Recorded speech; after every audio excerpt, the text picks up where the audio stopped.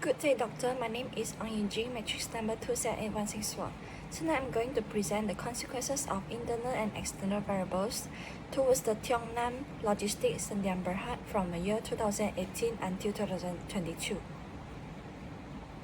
Tiong-Nam Sdn Bhd was established in 1975 and it was a Malaysia-based integrated transportation and also logistic company.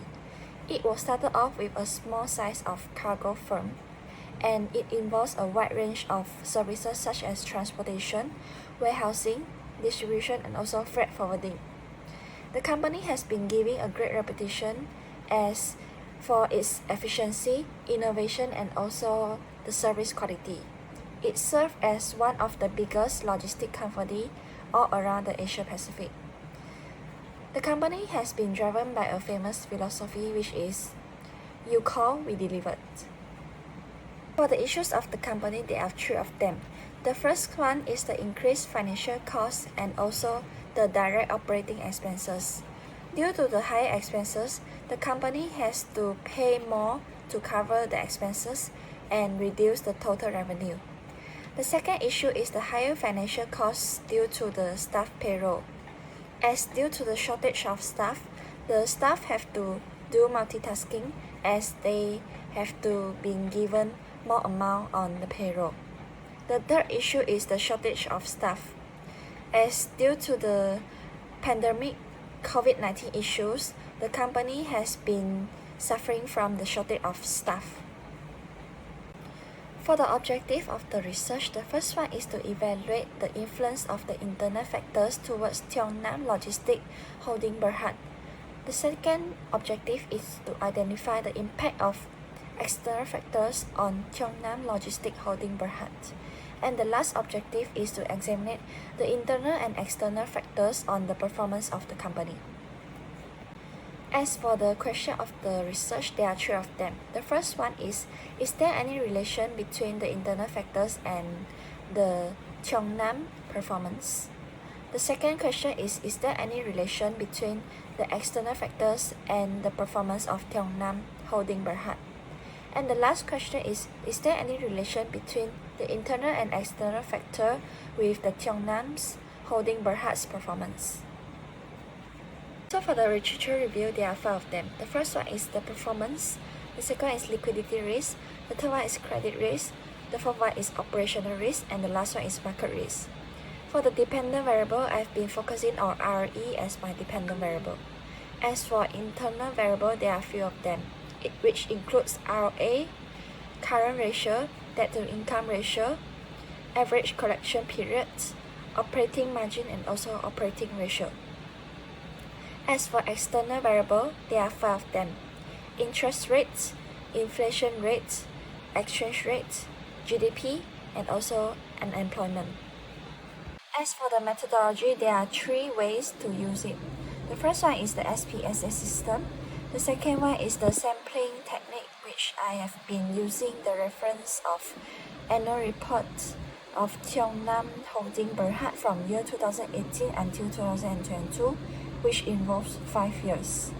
The last one is the statistical technique, which is the ordinary least square, OLS, and also involving the usage of dependent and independent variables in the research.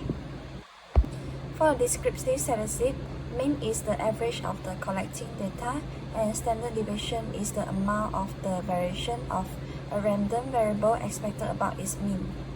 N represents the total number of observation, which meaning that from year 2018 until 2022, which is the total of 5 years. So according to descriptive statistic, the greater the standard deviation, the more violates the performance of the company. For the correlation, average collection period and debt to income, which are negatively related with the dependent variable, and only ROE has the significant relationship with the ROA.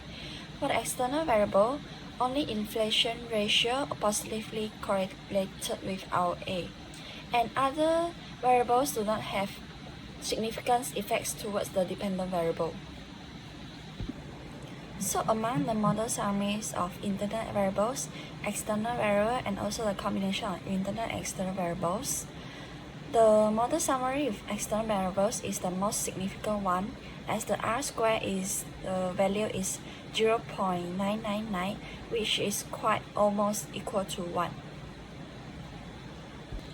As for the ANOVAs, among the three of them, the combination of internal and external factors is the most significant one, as the value is greater than 0.5. The value shows that the variance of the regression model is significant. It is considerable and also capable of firmly rejecting the null hypothesis. As for the coefficient, according to the coefficient table, the variance that is significant to the dependent variable, which is ROA, are average collection periods, operating ratio, and also GDP. These three ratios have the p-values smaller than 0.005. For the conclusion, RE is highly significant to the dependent variable, which is ROA, return on asset. Current ratio, operating ratio, and also operating margin are positively correlated with the dependent variable, which is ROA. Among the external variables, only the inflation ratio is positively correlated with the ROA. All the external variables do not have significant effects on the dependent variable, since the value is positive but the p-value is greater than 0.05. The model that will be the best way to explain the variance on the ROA is the combination of internal and external variables. As for the recommendation, the company can be actively in using the technology and also innovating how the best way to conveying the transportation services towards the community. The company can be proactively involving in the risk management. The last one is be actively in technological development, as it can help the company to improve the operating services. That's all from me. Thank you.